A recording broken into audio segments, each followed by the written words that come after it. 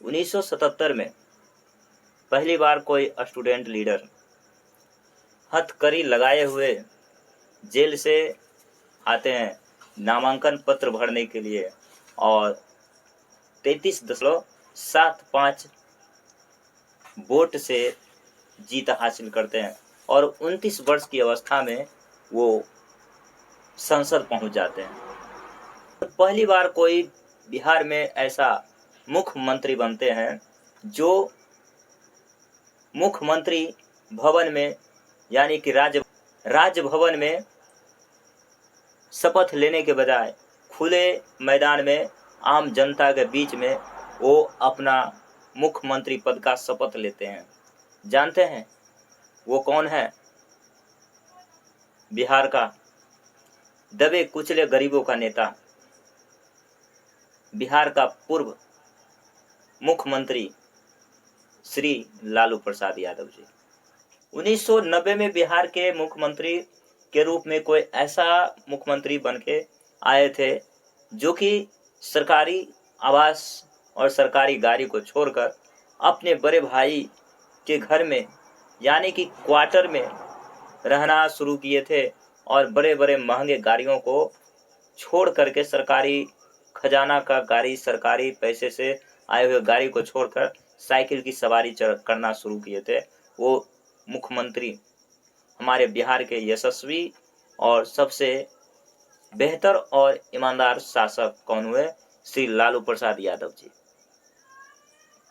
जो गरीबों का मसीहा कहे जाते हैं, दबे कुचलों को आवाज देने वाले मुख्यमंत्री कहे जाते हैं, लालू प्रसाद यादव। जानते हैं वो बिहार में महान कर्मयोगी और कहा जाए सन्यासी और कहा जाए तो बिहार का अंबेडकर।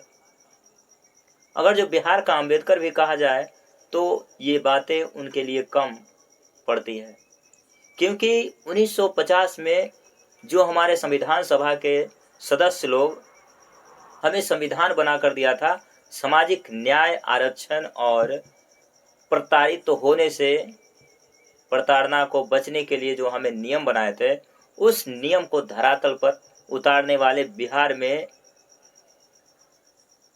मनुवादियों को आंख दिखाने वाले और उसे साइड करके आम जनता को दबो कुचलों को आगे बढ़ाने वाले माननीय पूर्व मुख्यमंत्री श्री लालू प्रसाद यादव जी हैं।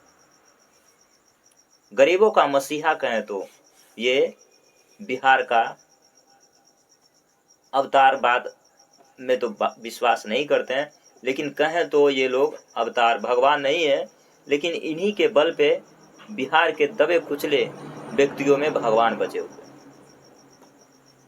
जब बिहार के मुख्यमंत्री पद संभाला और मुख्यमंत्री पद संभालने के बाद जब बिहार में पहली बार जनता से मुलाकात किए तो पहली बार इन्होंने एक ही शब्द में बिहार के जनता का दिल जीत लिया था और इन्होंने कहा था वोट की राजनीति यानी छोट की राजनीति और ये नहीं चलेगी और आप लोग राजा हैं और राजा पे अत्याचार नहीं चलता। यानी कि वोट देने वाले को ये सीएम साहब राजा बना दिए थे, क्योंकि जो भी कुछ किसी को देता है वो देने वाले राजा होते हैं और उस राजा पे अत्याचार कोई कैसे कर सकता है। ये इनकी सबसे बड़ी भाषण थी। मुख्यमंत्री पद से जीतने के बाद, मुख्यमंत्री शपथ लेने के बाद इन्होंने आम जनता के लिए विकासवादी और सुधारवादी प्रक्रिया का मुद्दा उठाया और उस मुद्दे के तहत इन्होंने काम किया।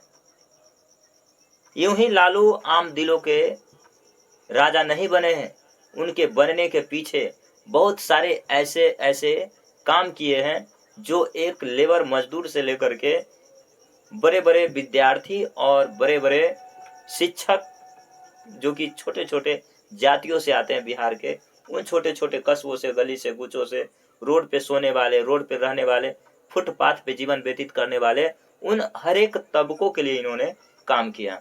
शिक्षा से लेकर स्वास्थ्य, रोजगार की भी व्यवस्था इन्होंने मुहैया कराई। और लोग कहते हैं कि बिहार में इन्होंने किया क्या। बिहार को, इनके शासनकाल को जंगल राज कहते हैं। नहीं आती है कि जंगल राज किस आधार पर कहते हैं कि जो व्यक्ति फुटपाथ पर रहने वाले मजदूरों के लिए रैन बसेरा का निर्माण कराया, बच्चों को पढ़ने के लिए स्कूल की निर्माण कराया, स्कूल तक जाने के लिए सड़क का निर्माण करवाया, पुल की व्यवस्था करवाया, इंसानों को जीवन से जुड़े हुए बच्चों के लिए चरवाहा विद्यालय खुलवाया। अब बताइए, इंसान को इंसान बनाने के लिए कोशिश कर रहे थे और उनके शासनकाल को लोग कहते हैं कि जंगल राज है। राज तो हमें उन काल पे नजर आती है जिन काल में गरीबों, लाचारों, मासूमों, बेबसों को पढ़ने का अधिकार नहीं दिया जाता था, संपत्ति रखने की अधिकार नहीं दिया जाता था। कहते हैं स्वर्ण काल है और राम राज्य काल कहते हैं।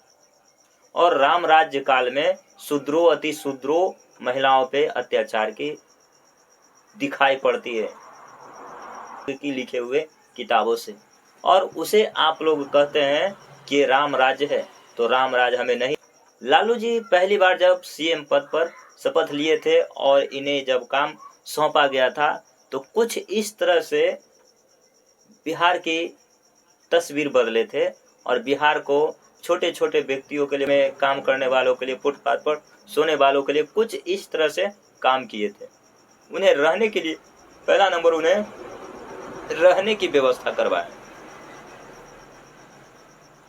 बेली रोड, अशोक राजपथ, बुद्ध मार्ग और कदम कुआं रोड पर इन्होंने रिक्शा, ठेला चलाने वाले मजदूरों के लिए वो 300 रैन बसेरों का निर्माण करवाए थे। इन्होंने पटना क्लब में 60% सीटों को आरक्षित करवा दिए थे। किनके लिए? उन दलित गरीब मजदूरों के लिए जो कि महंगे महंगे रुपया पैसा वहन नहीं कर सकते थे, बड़े बड़े चिकन पार्टी, शराब की व्यवस्था नहीं कर सकते थे। उनके लिए उन क्लब में ताड़ी और छोटे छोटे मछली और छोटे छोटे जो पार्टी कर सकते हैं उनके लिए व्यवस्था किए थे और 60% की आरक्षण उसमें भी लागू किए थे। पहली बार इन्होंने छोटे छोटे गरीबों व्यक्तियों के लिए इन्होंने पटना के राजा बाजार, शेखपुरा, लोहानीपुर, राजेंद्र नगर और कंकरबाग जैसे संपन्न इलाकों में बहुमंजिला, 2 मंजिला मकान बनवा करके उसे गरीबों के लिए मुफ्त बंटवारा किए थे, मुफ्त अनुदान दिए थे और पहचान करके कि जो सही गरीब है उन्हें प्रत्येक परिवारों के लिए 2 अपार्टमेंट आवंटित किए थे, सही पहचान करके। पहली बार देश में गरीबों को नगद हस्तांतरण की प्रक्रिया को ये लागू किए थे। पहली बार मुख्यमंत्री पद पर रहते हुए इन्होंने मुसहर समुदाय के बच्चों के लिए 300 सरकारी स्कूल खोले थे, 150 चरवाहा विद्यालय भी खोले थे। चरवाहा विद्यालय की विशेषता यह थी कि जो पशुपालन समुदाय से जुड़े हुए बच्चे हैं वो दिन भर पशु को चराते हैं और उन्हें पढ़ने का समय नहीं मिलता, तो पशु के साथ ही वो चरवाहा विद्यालय जाते थे और अपने पशुओं को ग्राउंड में चरने की व्यवस्था था तो वहाँ पे छोड़ते थे और वहाँ पे पढ़ाई करते थे। पढ़ाई के साथ मिड डे मील की व्यवस्था थी और उन्हें 100 रुपया छात्रवृत्ति के तौर पर भी दिया जाता था। जिस 4 घंटा की क्लास चलती थी जिसमें 2 घंटा किताबी नॉलेज की बातें किया जाता था और 2 घंटा उसे आर्थिक रूप से किस तरह से बनना है इसके बारे में वो बातें करते थे और सीखते थे इस तरह से। लेकिन ज़्यादा दिन तक ये व्यवस्था नहीं चल पाई और समाप्त हो गई, लेकिन इसकी मजाक भी बहुत ज़्यादा बनी थी। लेकिन सीएम ने सख्ती के साथ थानों को निर्देश दिए थे कि कोई भी गरीब व्यक्ति अगर जो आता है तो पहली बार उन्हें बैठने के लिए बोला जाए, फिर उनकी बातों को ध्यानपूर्वक सुनिए और उनकी कामों की ओर बातें करें और काम को ढंग से कार्रवाई करें। अगर जो उनकी कामों में, उनकी कंप्लेन में दम है तो उनके कंप्लेन को रिपोर्ट लिखें और उनके कार्रवाई करें। अगर जो नहीं है तो उन्हें समझा दें, समझा के रिपोर्ट लिखने से मना कर दें और उन्हें घर भेज दें, लेकिन उनके साथ बुरा बर्ताव ना करें। वैसे थानों में इन्होंने इस तरह से निर्देश दे दिए थे कि किसी भी गरीब मजलूम के साथ आप अमानवीय व्यवहार नहीं कर सकते और उन्हें अपमानित नहीं कर सकते। बेहतर योजना चलाने के बाद भी कुछ लोगों द्वारा इनके किरदार पर घोटाले का आरोप लगाते हैं और इन्हें घोटालों का सरदार कहा जाता, मुखिया कहा जाता। लेकिन क्या ऐसा सच है? इनके राज्य को जंगल राज कहा जाता। क्या ऐसा सच है? एक बार किसी भी पार्टी को, विपक्षी पार्टी को या कोई भी पार्टी को बात सुनने से पहले एक बार खुद विश्लेषण करके देख लें कि लालू जी के समय और अभी के समय में क्या अंतर है। उस 1977 की बात और अभी की बात करें तो समस्या अलग अलग है, तो निदान भी अलग अलग होनी चाहिए। जिस तरह से रोग रहती है उसी तरह से दवा दिया जाता है। हर एक रोग की एक ही दवा नहीं होती है। इस तरह से जैसा समस्या था वैसा निदान था। इस बातों पे हमें ध्यान देना चाहिए। प्रश्न उठती है कि ऐसा कौन लोग हैं जो इनकी छवि को कम करने की कोशिश करते हैं, इनकी छवि को धूमिल करने की कोशिश करते हैं।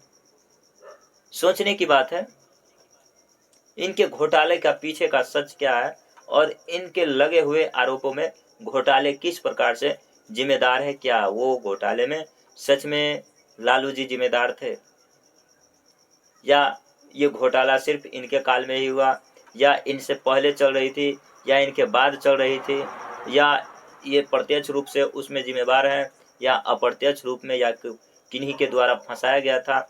इन सब बातों को अगले एपिसोड में, अगले बातों में हम खोजेंगे। जरूर अगली बातों में लालू जी के घोटाले के बारे में हम लोग जानने की कोशिश करेंगे कि किस तरह से लालू जी घोटाले में पड़े थे और किस तरह से सीबीआई की जांच हुई और किस तरह से इन्हें दोषी तक करार दिया गया और कौन कौन से घोटाले के आरोप लगा और इन घोटाले में सिर्फ लालू जी जिम्मेदार हैं या इनके साथ कुछ और भी सहयोगी जिम्मेदार थे। इनके बारे में हम जरूर आगे के वीडियो में चर्चा करेंगे।